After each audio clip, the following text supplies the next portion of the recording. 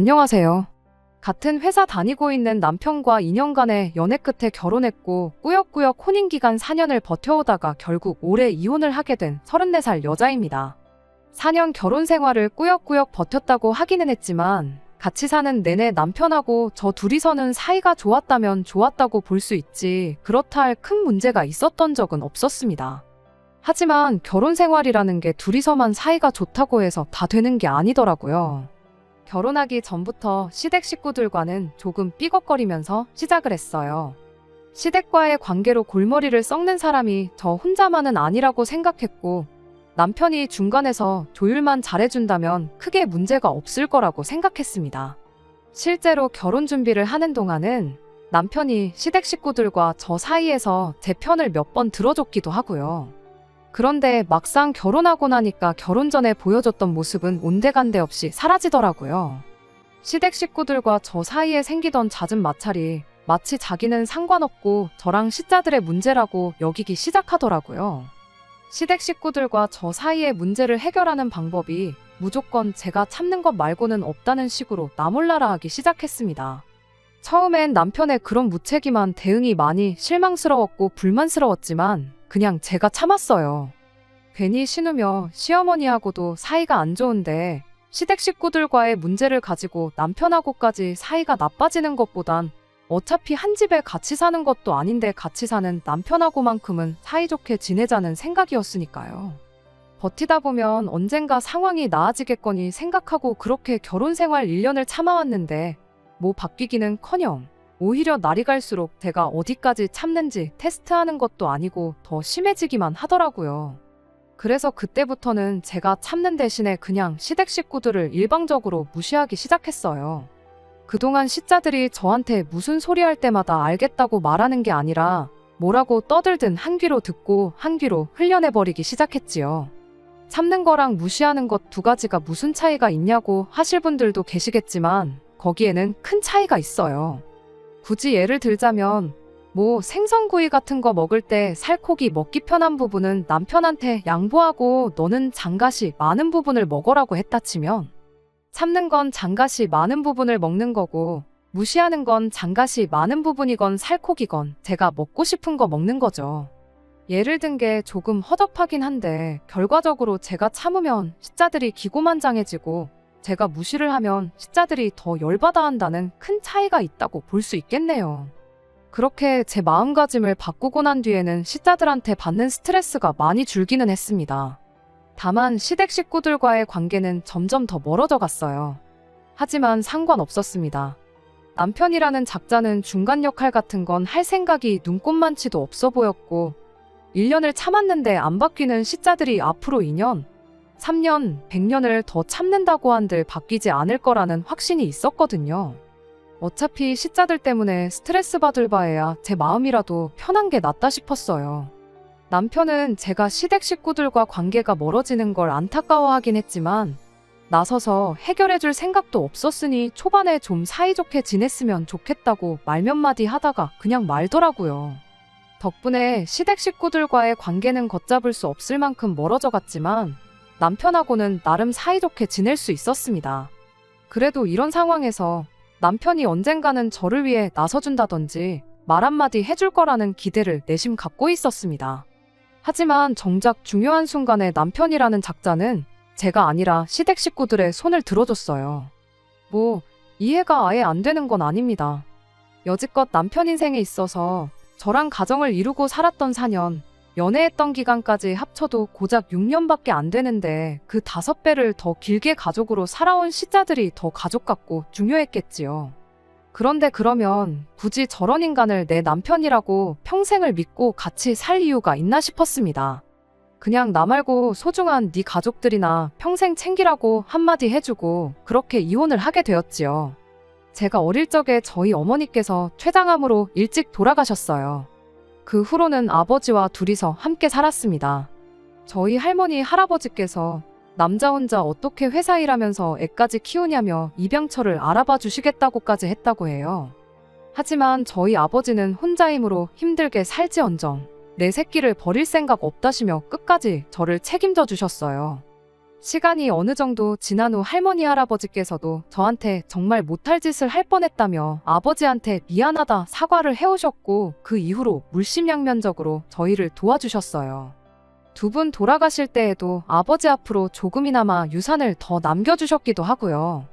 아무튼 덕분에 저는 어머니 없는 빈자리가 아쉬웠을지언정 다른 사람 부럽지 않게 모자람 없이 잘할 수 있었습니다. 남편은 시작할 때 말씀드렸다시피 직장 동료로 처음 만나게 되었어요. 나이가 저보다 3살이 많았지만 입사는 같은 해에 했던 입사 동기였습니다. 연수 때부터 시작해 같은 부서에서 일을 하게 되면서 몇 년을 함께 동고동락했고 그렇게 제가 28살이 되던 해에 서로의 마음을 확인하고 연애를 시작하게 되었어요. 저희 회사가 사내 연애를 그렇게 환영하는 분위기는 아니었다 보니 제가 부서 이동을 하게 되었고요. 아무튼 그렇게 2년간의 연애 끝에 저희는 결혼을 하게 되었습니다. 남편과는 연애하면서 아무 문제 없었지만 결혼 준비 시작하자마자 일주일이 지나고부터 시댁과 마찰이 생기게 되었어요. 처음 시댁에 결혼 허락을 받으러 찾아갔을 때만 해도 저는 시댁 사람들이 참 좋은 사람들이구나 생각할 만큼 아무런 문제가 없었습니다.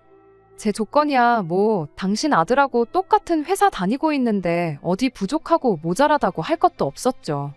그때 당시만 해도 시어머니도 시아버지도 저를 꽤나 마음에 들어 하시던 눈치였었습니다. 이런저런 이야기를 나누던 중에 가족관계에 대한 이야기가 나왔어요. 그때 저희 어머니가 저 어렸을 적에 췌장암으로 일찍 돌아가신 이야기를 했고요. 그때는 시부모님 두 분 다 어머니가 일찍 돌아가셨다니 어린 마음에 정말 힘들었었겠다며 저를 위로해주는 분위기였습니다. 그것만 봐도 시부모님 되실 분들이 인품이 훌륭하신 분들이라고 생각했고 남편이 좋은 사람이니 역시나 그 부모인 사람들도 당연히 좋은 사람들이구나 그렇게 생각을 했어요. 그런데 고작 일주일 만에 상황이 완전히 달라지게 되었습니다. 갑작스럽게 시어머니가 저희를 좀 봐야겠으니 퇴근하면 다른 데 갈 생각 말고 시댁으로 곧바로 오라는 연락을 해왔었어요. 왜? 목소리만 들어도 그 사람 기분이 어떤지 알 수 있잖아요. 무슨 상황인지는 전혀 짐작이 가지 않았지만 시어머니 말투가 다급하고 잔뜩 열이 받아 있는 느낌이었다 보니 퇴근하자마자 남편과 부랴부랴 시댁으로 향했습니다. 시댁에 도착했는데 시어머니가 거실 소파에 양팔을 꼬고 앉아서는 저를 무슨 대역죄인이라도 되는 것 마냥 도끼눈을 하고 째려보고 있었습니다. 지난 일주일 동안 제가 무슨 큰 실수라도 했나? 아무리 생각을 해봐도 시댁과 연관지어서 제가 잘못된 행동을 한 게 하나도 없었어요. 그런데 얼마 안 있어서 이 모든 게 신우 때문에 나게 되었다는 걸 알게 되었습니다. 남편 아래로 저보다도 1살 어린 싸가지였고 허세만 가득한 신우가 한 명 있어요. 그런 성격적인 거 둘째치고 그래도 신우가 외모 하나만큼은 정말 이쁘장하게 생겼거든요. 그 잘난 외모로 그때 당시 의사 남자친구를 만나고 있었고요. 제가 시댁에 처음 인사를 드리러 간 날 이후에 신우가 그 의사 남자친구를 만나서 저에 대한 이야기를 했었나 봐요. 그러면서 자연스럽게 저희 어머니가 췌장암으로 돌아가셨다는 이야기까지 나왔나 본데 그 의사 남자친구가 신우에게 말해주길 췌장암은 가족력이 있다는 이야기를 해줬는가 봐요. 뭐 결혼을 반대하라고 아기를 가지고 했던 말은 아니고 그냥 알고나 있으라고 말해준 것 같긴 한데 시댁에서는 이걸 엄청 심각한 상황처럼 받아들였던 것 같아요. 어떻게 그런 사실을 당신들한테 숨길 수가 있냐면서 저를 나무라기 시작했으니까요. 솔직히 저는 시어머니가 저를 무슨 예비 암 환자처럼 대우를 하는 게 도무지 이해가 가지 않았습니다. 저희 어머니가 췌장암 때문에 돌아가셨다는 사실을 숨기지 않았는데 그게 가족력이 있는 병이라는 걸 말을 안 했다는 게 그렇게 큰 잘못인가 싶었거든요. 그리고 솔직히 그때까지만 해도 그게 가족력이 있는 병이라는 사실을 저도 모르고 있었기도 하고요. 게다가 가족력이 있다고 한들 제가 무조건 말년에 그 병으로 죽게 된다는 게 아니잖아요. 남편도 그때는 제 편을 들어줬어요. 가족력이 있다고 한들 무조건 똑같은 병으로 고생하는 거 아니지 않냐고. 오히려 가족력으로 따지면 우리 집도 골다공증 환자가 여럿 있지 않느냐고 무슨 말씀을 그렇게 하시냐고 제 편에 서서 목소리를 내줬어요. 시어머니는 너 세상에 골다공증으로 죽는 사람 봤냐고. 근데 췌장암은 이야기가 다르지 않냐. 이야기 들어보니 암 중에서도 가장 악독한 암이라고 한다더라 하면서 남편 말을 딱 잘라내더군요. 이어서 시어머니는 당신이 알아보니까 암 치료하려면 돈도 엄청 깨지고 그런다는데 미래가 너무 뻔히 보이는 결혼을 어떻게 허락할 수가 있겠느냐며 열변을 토하기 시작했어요. 가족력 있을 수 있죠. 저보다 똑똑하신 분들이 여러 케이스들 보면서 연구하고 논문까지 내고 그러셨는데 그게 틀렸다고 부정하지는 않습니다. 말이 씨가 된다고 하니까 별로 제 입으로 말하고 싶지는 않지만 시어머니가 걱정하는 것처럼 진짜 나중에 가서 제가 어머니랑 같은 이유로 병원 신세를 질 수도 있을 테죠. 그런데 제가 지금 이미 환자인 상태라면 말을 않겠지만 사지멀쩡하고 건강하다 못해 잔병치레도 하나 없어서 이날이 때껏 학교도 개근했고 회사도 한번 빠져본 적 없는 사람이거든요. 그런데 구덕이 무서워서 장 못 담근다더니 이런 일로 결혼을 반대하는 게 정말 어처구니가 없었습니다. 남편은 계속해서 제 편을 들어줬어요. 시어머니한테 그건 너무 멀리 간 거 아니냐고, 앞으로 걸릴지 안 걸릴지도 모르는 걸 가지고 그러시는 게 어디 있냐. 지난주에 결혼 허락 받으면서 이제 모든 회사 사람들이 우리 결혼 준비 시작하게 된 거 다 알고 있다. 몇몇 직원들한테는 벌써 선물도 받고 그랬는데 그런 말도 안 되는 이유로 이 결혼이 엎어지면 자기가 앞으로 회사 사람들한테는 뭐라고 설명할 것이며 앞으로 회사에서 제 얼굴은 어떻게 보고 또 자기가 얼굴을 어떻게 들고 다니겠냐며 시어머니를 설득하기 시작했어요.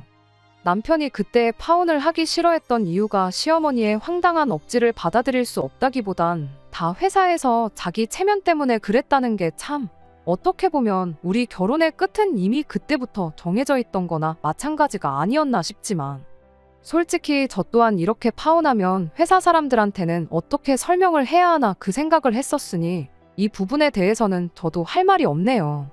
아무튼 어이없는 이유였지만 어쨌든 집안 반대에도 불구하고 남편이 계속적으로 시어머니를 설득했어요. 자식이기는 부모 없다는 말처럼 결국 남편은 시어머니의 허락을 받아냈습니다. 지금이야 이혼했지만 그때 생각하면 남편에게 확실하게 고마운 마음도 있었어요. 부모님의 뜻을 꺾어가면서까지 저와 결혼을 하겠다는 사람이었으니 앞으로 제 결혼 생활은 행복할 것이라 믿어 의심치 않았죠. 시어머니가 반대하던 결혼을 다시 허락해주면서 내건 조건이 하나 있었어요. 결혼 후에는 각자의 수입을 각자가 서로 관리할 것이었습니다. 더 쉽게 풀어 말하자면 결혼식 올릴 때까지 들어가는 비용은 같이 부담하되 결혼하고 나면 네 돈은 네 돈이고 내 돈은 내 돈이다. 확실하게 선을 그어서 살라는 말이었습니다. 설명해주지 않아도 딱 감이 오는 게 있었어요. 만에 하나 가까운 미래던 먼 미래던 간에 제 몸에 이상이 생기거든 내 아들이 피땀 흘려 벌어온 돈으로 입원할 생각 말고 병원비나 치료비 모두 제가 모아놓은 돈으로 부담하라는 뜻이었습니다. 다만 당장 결혼할 때 들어가는 비용은 얼마가 들어갈지 모르는데 일단 큰돈이 들어갈 것 같으니 그건 같이 부담하라는 소리겠고요. 거기까지는 알겠다고 했습니다. 제가 미래에 아프지 않는다는 확신은 없었지만 솔직히 사람 일이 어떻게 될지 누가 아나요. 평생을 담배 한 대 입에 물어본 적 없는 사람도 폐암에 걸릴 수 있다잖아요. 그저 남편이 저를 위해 이만큼 해줬으니 저도 어느 정도는 양보하는 게 맞다고 생각했습니다. 대신 저도 무조건 시어머니 말을 따르지는 않았습니다. 결혼할 때 결혼 비용은 같이 부담하라고 하셨는데 그것까지 따로 하겠다고 했지요. 저희 아버지가 할머니 할아버지 돌아가시면서 두 분 살고 계시던 아파트를 물려받으셨거든요. 아버지는 항상 결혼하면 그 집을 저한테 주겠다고 하셨고요. 그래서 거기에 신혼살림을 차리기로 했어요. 대신 증여를 받는 게 아니고 아버지가 남편한테 전세를 주는 걸로 하기로 했습니다. 모자란 전세금은 남편이 남편 이름으로 대출을 받아서 남편 혼자 갚기로 했고요. 나중에 시어머니가 제게 어떻게 하는지 봐서 그 후에 아버지한테 집을 받게 되면 남편 돈은 남편에게 돌려주고 명의를 공동명의로 할 생각이었어요. 남편도 어쨌든 집을 그렇게 마련하게 된다면 돈을 엄청 아낄 수 있다는 걸 알았기에 아무 불만 없이 그렇게 하겠다고 했고요. 조금 복잡하긴 했지만 이렇게 이혼하고 난 지금 와서 생각해보면 그때 그렇게 하길 정말 잘한 거라는 생각밖에 들지 않네요. 아무튼 저희는 그렇게 결혼을 하게 되었습니다. 이왕 결혼했는데 시어머니가 저한테 조금 마음을 열어주면 좋겠다 싶었지만 현실은 그렇지 않았어요. 처음에 말씀드렸던 것처럼 시어머니는 별것도 아닌 일로 꼬투리를 잡으며 저한테 모질게 굴기 시작했습니다. 싸가지 없는 신우까지 가세해서 저를 벌써 환자 취급을 하면서 시어머니한테 힘을 보태줬고요. 그토록 힘들게 저를 위해 결혼을 허락받아와줬던 남편은 언제 그랬냐는 듯 저 시자들과 저 사이의 갈등에 자기는 마치 제 3자인 척 모르쇠로 일관하기 시작했습니다. 남편은 저한테 어차피 저런 사람들인 거 알고 결혼한 거 아니냐고, 자기가 뭐라고 해봐야 씨알이나 먹히겠냐며 차라리 제가 참으면서 사는 게 방법이라고 했어요. 그래도 언젠가는 시댁 식구들과 잘 지내보고 싶은 제 마음이 전해지지 않겠냐. 나까지 나서게 해서 일 크게 만들지 말고 일단은 버텨보라는 식으로 말이죠. 처음 1년은 그렇게 버텨봤습니다. 반대를 무릅쓰고 결혼 허락을 받아온 남편한테 어느 정도 고마운 마음도 가지고 있었고, 남편 말 맞다나 시간이 지나면 나아지겠지 하는 기대도 있었고, 같이 한 집에 사는 것도 아니었고, 시집살이라고는 얼굴 봤을 때 저한테 부리는 유치한 시짜짐 말고는 없었다 보니 그 정도는 참을 수 있겠다 싶었거든요. 얼굴만 마주하면 제 몸 걱정해주는 게 일이었습니다. 좋은 쪽으로 걱정해주는 건 아니었고요. 다 같이 고기라도 먹으러 간다 치면 탄 음식은 발암물질이라면서 못 먹게 한다던가 유치하기 짝이 없는 괴롭힘이었죠. 그렇게 제 몸이 걱정되었다면 애초에 고기를 먹지 말라고 하던가, 간접훈련이 얼마나 해로운데 신우랑 시아버지 담배부터 끊게 하던가, 적어도 저랑 있을 때는 못 피게 하던가 했어야지. 결국 그렇게 버티고 버티다가 1년 지나고부터는 그냥 시자들을 무시하기로 결심했어요. 그것 때문에도 시댁 식구들하고 엄청 싸웠죠. 아픈 거 며느리로 받아줬더니 은혜도 모른다나 어쩐다나. 저도 제가 뭐 지금 아픈 것도 아니고, 그리고 아가씨도 저렇게 담배를 피워대는데 아가씨야말로 예비암 환자 아니냐. 의사 집안에 시집 보내려면 담배부터 끊게 만들어야 하는 거 아니냐 대들고 그랬습니다. 그 덕에 시댁 식구들하고는 날이 갈수록 사이가 안 좋아지기 시작했어요. 남편이 중간에서 다리만 놓아준다면 저도 고집을 꺾고 어느 정도 제 할 도리를 하려고 했을 텐데, 남편은 귀찮은 일을 피하려 들기만 하고 우리 둘이서만 사이좋게 지내면 되는 거 아니냐며 시댁과 최대한 왕래를 안 할 수 있게 노력만 했습니다. 시댁 갈 일 있으면 지 혼자 간다던지 하는 식으로 말이에요. 그렇게 시댁과 거리를 두면서 지내기를 1년 더, 그러니까 결혼하고 3년 차가 되는 해에 충격적인 사실을 알게 되었어요. 돈 관리를 따로 함에 있어서 남편이 어떻게 돈을 쓰던 터치를 하지 않았거든요. 일단 결혼 전에 모아놓은 돈은 저희 신혼집 전세금으로 전부 묶여있는 상황이었고, 대출을 갚아나가고 있었으니 그게 나름대로 남편의 저축이라고 생각했어요. 생활비만 내고 나면 남은 돈은 알아서 남편이 쓰기로 했고요.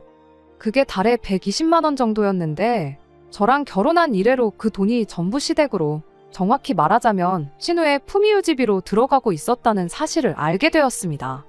어쩐지 안 그래도 딱히 직장도 없이 아르바이트만 하면서 잘 벌어봐야 한 달에 100만 원 정도 벌겠나 싶었던 신우가 벌이에 맞지 않는 사치를 부릴 때부터 무슨 돈으로 저러고 다니나 싶었었거든요. 저는 당연히 남자친구가 의사래니까 신우한테 돈을 좀 쓰는가 보다 싶었어요. 그런데 알고 보니 의사 남자친구가 병원 개업을 하려면 돈이 엄청 많이 필요하다고 버는 족족이 모으고 있는 상황이라 신우한테 돈을 거의 안 쓴다고 하더라고요. 힘들게 공부해서 겨우겨우 의사가 됐는데 그렇게 번 돈을 왜 신우한테 퍼주는가 싶었거든요. 헛똑똑이인 줄 알았는데 역시 배운 사람은 달라도 뭐가 다르긴 하구나 싶었습니다. 아무튼 그 의사 남자친구가 신우한테 돈을 안 쓰는 것과 남편이 신우 품위유지비랍시고 돈을 퍼주고 있는 게 무슨 상관인가 싶으신 분들도 계실 텐데, 거기에는 다 이유가 있었습니다. 당시 신우가 이 의사 남자친구하고 연애만 5년 차였어요. 그리고 그렇게 5년을 만나는 동안 데이트 비용이며 뭐며 전부 신우가 내고 있었던 겁니다. 그 과정에서 시부모님 돈도 어마무시하게 뜯어다가 썼나 보더라고요. 시부모님 돈까지 썼는데 그 와중에 품위유지비랍시고 남편한테 돈을 뜯어갔던 건 말 그대로 품위유지를 하려고였어요. 집에 돈이 없다는 느낌을 받으면 모처럼 의사 남자친구 만들었는데 결혼 생각을 안 할까봐 명품으로 치장을 하고 다녔던 거고요.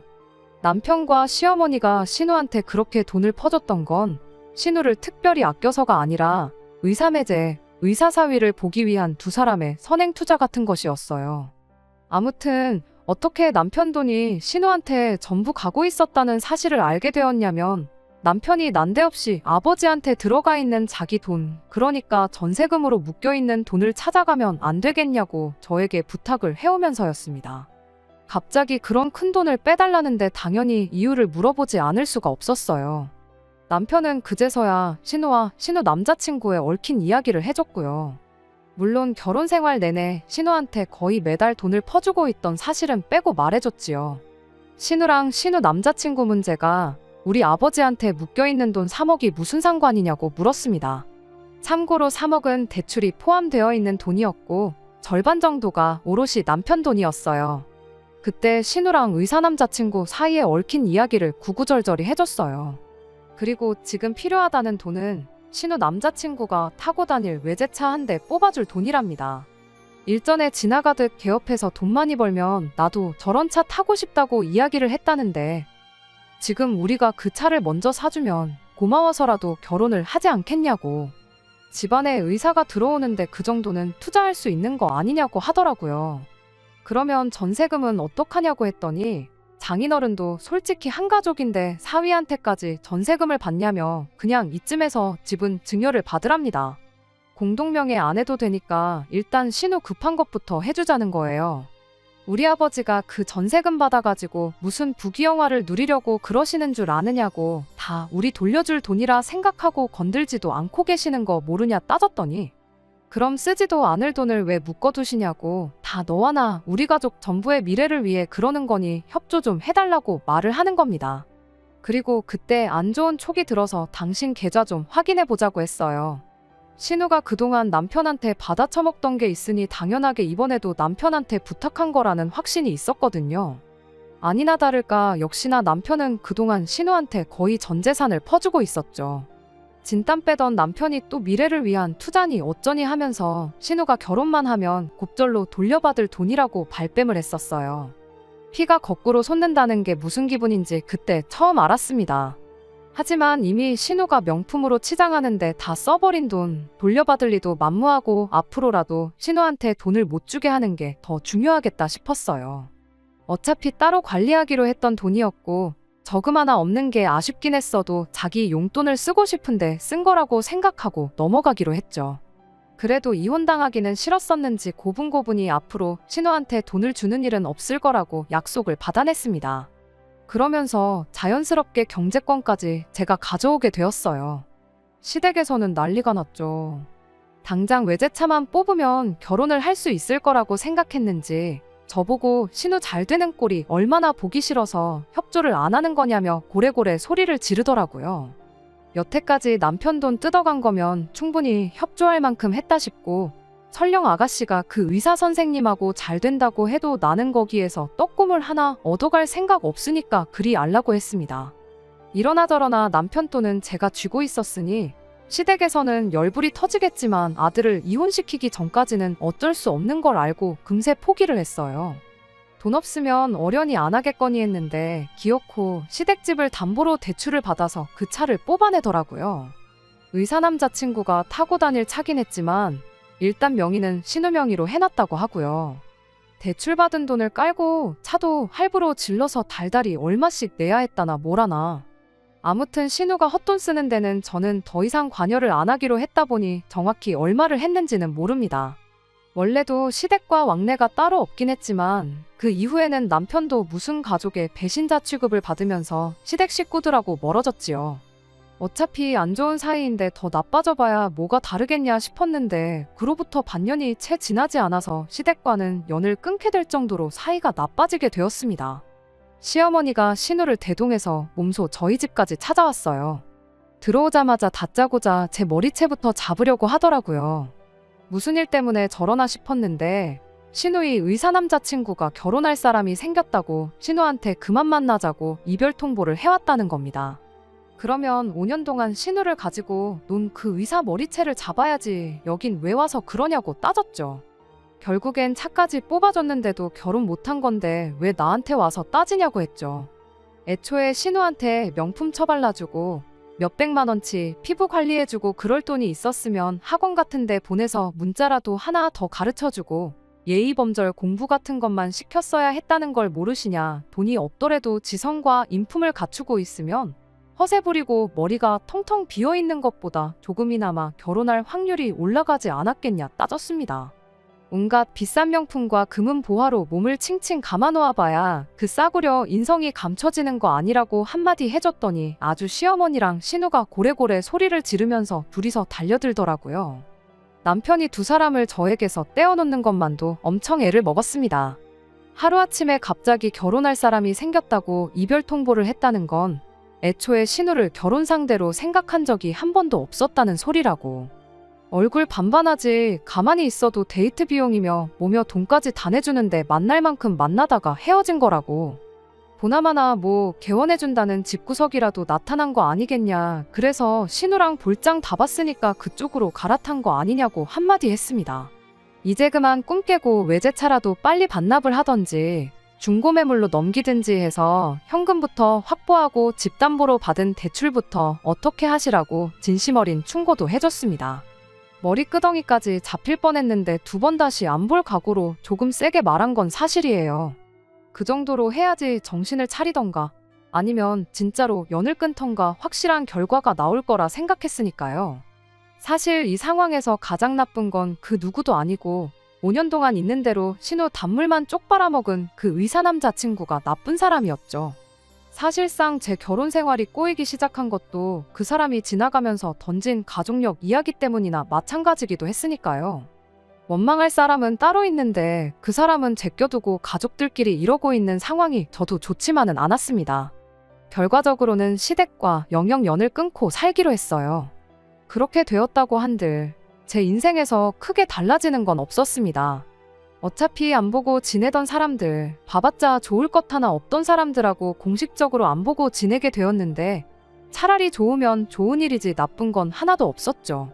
남편도 그 와중에 저를 선택해줬고 신우랑 시어머니가 그 난리를 치고 돌아간 뒤에 이왕 이렇게 된 거 우리 둘이서만이라도 잘 살아보자고 저를 다독여주기도 했고요. 실제로 그 후로 반년간은 남편과 둘이서 정말 더할 나위 없이 좋은 결혼 생활을 보냈습니다. 제 인생에서 시자들 2명이 없어졌을 뿐인데 이렇게 좋을 수가 없더라고요. 그런데 그 행복도 잠시 제 인생 최악의 불행이 찾아오게 되었습니다.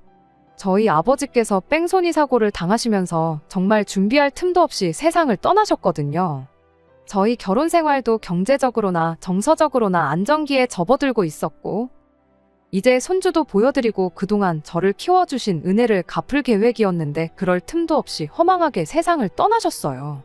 넋이 나간 상태로 장례식장에서 펑펑 울고 있는데 시부모님이랑 신우가 찾아왔어요. 남편 연락받고 허겁지겁 왔다더라고요. 일부러 와줘서 고마운 마음도 없었고 여기가 어디라고 왔냐고 따져물을 기운도 없었습니다. 장례식 끝나고 나서 남편이 시댁 식구들을 부른 이유가 아무리 사이가 안 좋아도 연락은 당연히 해야 하는 게 맞는 것 같고 혹시나 이게 기회가 돼서 가족들과 관계를 회복하는 계기가 되지 않겠냐는 소리를 하더군요. 아버지가 돌아가셨다고 다시 시댁과 좋게 지낼 이유도 없고 그럴 계획도 없었습니다. 다만 정말로 그걸 가지고 남편한테 뭐라고 할 만큼도 힘이 나질 않아서 그냥 넘어갔어요. 남편은 이런 제 반응을 가지고 제가 수긍을 했다고 혼자서 착각을 했었나 봐요. 그렇게 아버지 좋은 곳에 보내드리고 2주가 지나서였나 남편이 자기랑 같이 어디 좀 가자는 이야기를 하더라고요. 어딘지 말을 안 해주는데 그동안 제가 아버지 일로 기운이 빠져 있었으니 어떻게든 제 기분 좀 좋게 만들어주려고 계획이라도 세워놓은 줄 알았죠. 도착한 곳은 제법 분위기가 괜찮은 레스토랑이었어요. 이 사람도 이 사람 나름대로 노력하는구나 싶어서 저도 애써 밝은 표정 지으면서 신경 써줘서 고맙다 말하고 안으로 들어갔습니다. 그런데 레스토랑 안에 이미 신우와 시부모님이 와서 자리에 앉아 있었습니다. 시어머니 얼굴을 보자마자 기분이 나빠져서 저는 그 길로 밖으로 빠져나왔어요. 어딜 가냐고 저를 붙잡는 남편을 밀치고 뛰쳐나와 그 길로 택시를 타고 집으로 돌아왔습니다. 그런데 기어이 그 인간이 시부모님하고 신우를 집까지 끌고 오더라고요. 잠깐 이야기 정도는 들어볼 수 있지 않냐면서 시어머니한테 기회를 좀 달라고 하는데 이야기 안 들으면 아예 자리 깔고 들어놓을 것 같아서 무슨 소리 하는지만 들어보기로 했습니다. 저희 아버지 일은 유감이다 하면서 마음에도 없는 소리를 하는 걸 보니 분명히 꿍꿍이 속이 따로 있겠구나 싶었는데 아니나 다를까 이제 너한테 남은 가족이라곤 우리들밖에 없지 않니 하면서 말도 안 되는 요구를 해오기 시작했습니다. 연락 없이 지내던 사람이 갑자기 찾아와서 잘하면 솔직히 돈 이야기 말고는 할 게 없잖아요. 역시나였어요. 신우가 의사 남자친구 태워줄 차 뽑아준다고 집을 담보로 받은 대출 3억을 저보고 좀 갚아달라네요.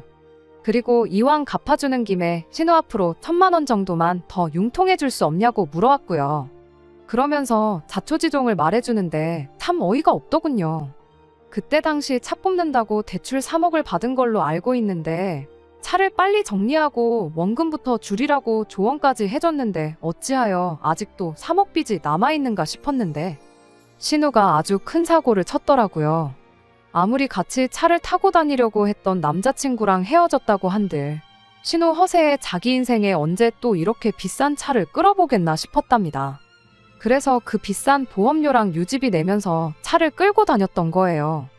1년 뒤에 중고매물로 내놓나 지금 내놓나 그렇게 큰 차이 안 난다면서요. 거기까지만 했으면 당장 차를 정리하면 되는 거였는데 문제는 그 이후였어요. 신우가 그 의사 남자친구 결혼식장에 쫓아가서 아주 깽판을 치고 왔다고 하더라고요. 알고 보니 갑자기 혼사자리가 생긴 게 아니라 신우랑 만나면서 양다리를 걸치고 있었다나요.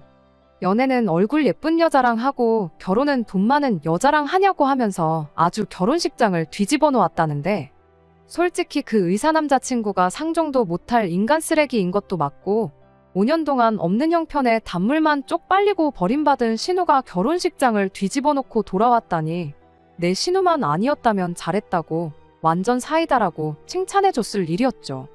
아무튼 덕분에 신우가 예식장에서 업무방해죄로 소송이 걸려서 그쪽으로 내야 할 벌금도 있고 결혼식장 엎어놓으면서 명예훼손으로 민사 걸린 게 있어서 거기에도 줘야 할 벌금도 있고 이래저래 해서 돈이 필요한 상황이랍니다. 벌금이야 얼마 안 되는 돈이지만 진짜 문제는 그 이후였어요. 그렇게 신우가 깽판을 쳐놓고 와선 혼자 기분 울적하다고 술을 잔뜩 마시고 기분 풀겠다고 차를 끌고 새벽에 나갔답니다. 그러다 차 사고가 크게 나면서 폐차 처리를 했다고 그래서 아직도 3억 빚이 그대로 남아있는 거였고요. 돈을 갚아주고 말고를 떠나서 음주뺑소니 사고로 아버지를 잃은 저한테 찾아와서 음주사고를 냈으니 돈 좀 어떻게 해줄 수 없냐고 묻는 이 사람들이 정녕 사람인지 인두겁을 쓴 짐승 자식들인지 싶더군요.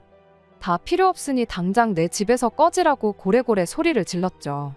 평소였으면 저한테 똑같이 싫은 소리 하면서 받아쳤을 텐데 당장 저 아니면 돈 구할 곳이 없으니 아무 말도 못하고 그냥 깨갱하고 꼬리를 내리더라고요.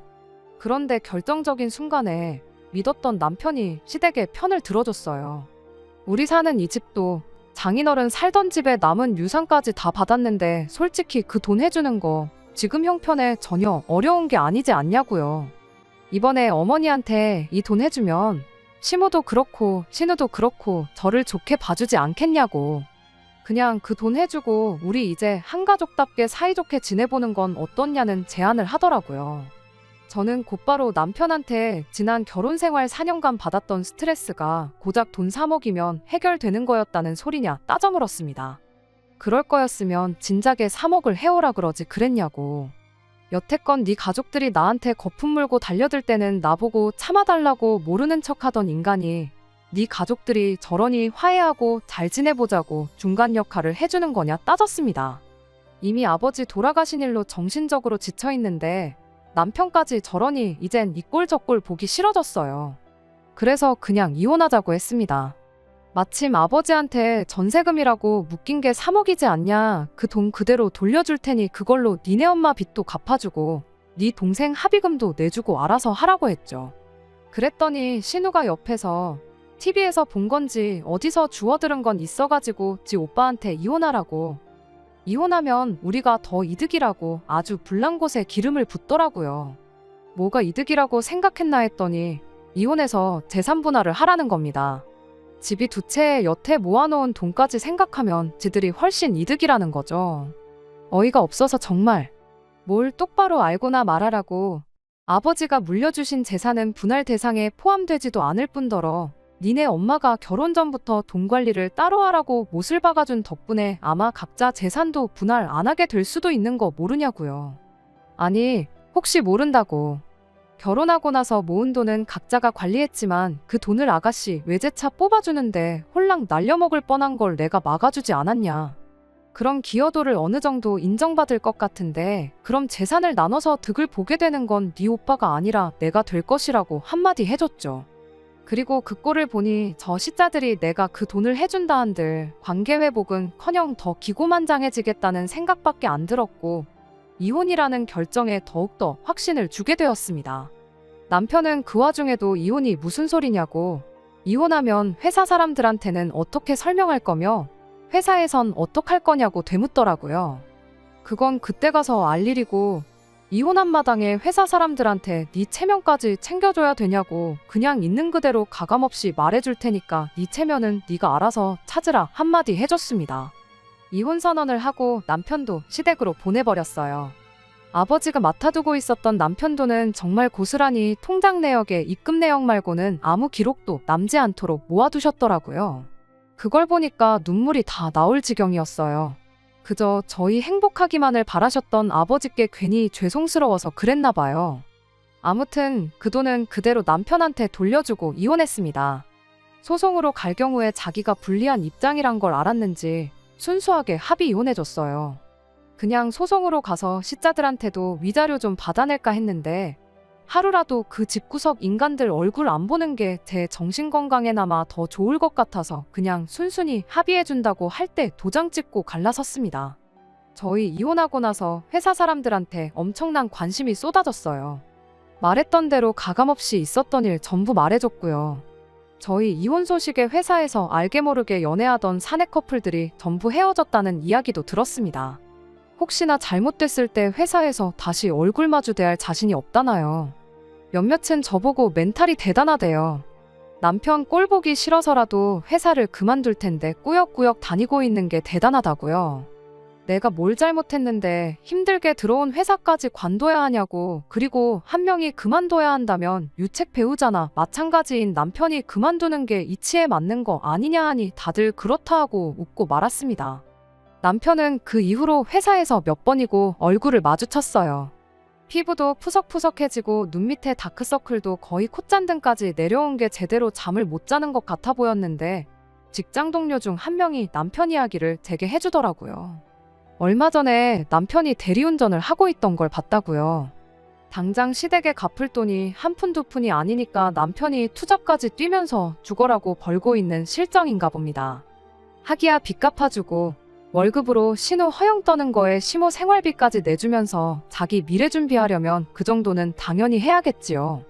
평생을 두고 치를 떨면서 내 편 한 번 들어주지 않았던 거 후회하면서 살았으면 좋겠습니다. 이렇게 이혼하게 된 게 그렇게 후회가 되지는 않아요. 생각보다 회사 사람들의 저희를 향한 관심이 훨씬 빨리 끊어지게 되었고 그 집구석에서 시자들한테 시달리는 걸로 모자라 내 돈에 아버지 유산까지 뜯기고 살았다면 아마 가족력이 아니더라도 없던 병까지 얻어서 대명에 못 살았을 게 분명하니까요. 끝까지 들어주셔서 감사합니다. 오늘의 사연은 여기까지입니다. 구독과 좋아요, 알람 설정 부탁드리고 더 좋은 사연으로 다시 찾아뵙겠습니다. 감사합니다.